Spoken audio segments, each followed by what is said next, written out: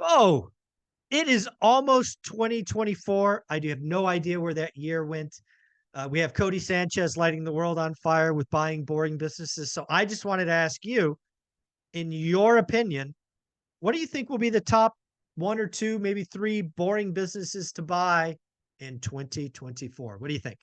Well, I'm getting a ton of calls for laundromats, so that might be a market that's getting oversaturated. But laundromats are definitely on. Everybody wants laundromats because they think it's going to be more passive.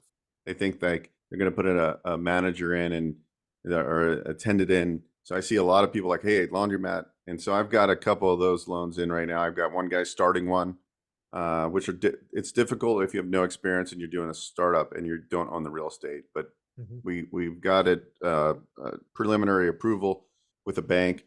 That's a startup. I have another guy doing an expansion on a laundromat, meaning he owns one. So here's another thing I just want to throw in here.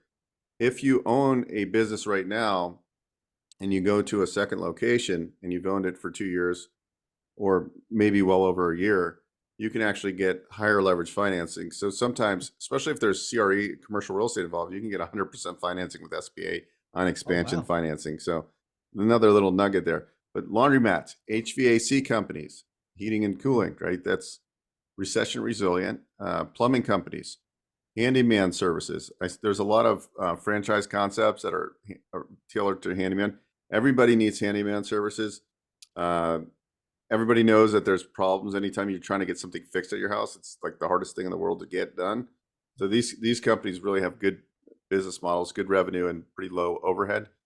And then a lot of my investors are like I have a multifamily investor, and he just bought last year. He bought a manufacturing company. So I'm seeing a lot of people like manufacturing companies, printing companies that do different type of printing.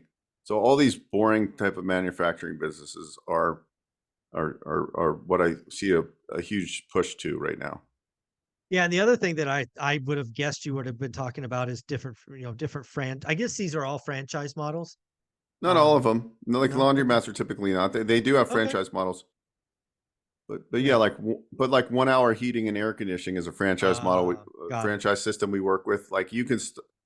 The funny thing is everybody thinks that like you need HVAC experience, but people that are buying into this franchise, they're like executive people. They like are Mm, just doing this.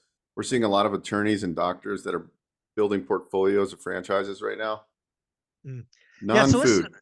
non-food, yeah, non-food franchise. I think that is actually going to be the thing for 2024 is non-food franchises, and there will be people that are putting together a portfolio of several that really cross like real estate, right? There's plumbing, heating and air, handyman, right? That would make sense, right? If you owned three different franchises for your footprint, right? Your city, you could start doing cross sales and stuff like that. I think there are people that are going to build small portfolios of like synergistic um or what, yeah, not syndications, but um franchises. What do you think?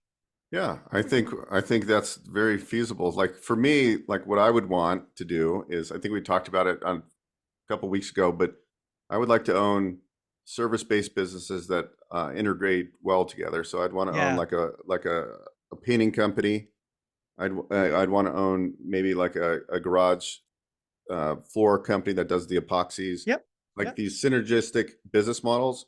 And then, like what I see as if I was doing a lot of flips still here in like if I was flipping in Vegas, I'd have my flip business and then I have all these things that I could use those workers as I'm flipping. And I think that would be really good. Or even junk removal, I think is a great business Yeah. model. I think Like, junk removal is a great one as well. Yeah. yeah, Yeah. A lot of yeah, good maybe stuff. we'll buy one here. We There should you buy a go. Yeah, let's business. talk. Let's do it. All right. Bo, if somebody want to talk to you about buying a franchise, putting together a portfolio, expanding a business, small business, how should they reach out to you, get the process started? Simply go to my name, which is Beau, Beau, Eckstein, ECKSTEIN.biz, and click on one rental at a time. Schedule a call. Yep. Schedule your call, get it started. 2024 will be here in a minute. You might as well understand the process from the concierge of small business lending. Thank you, buddy. All right. Thank you.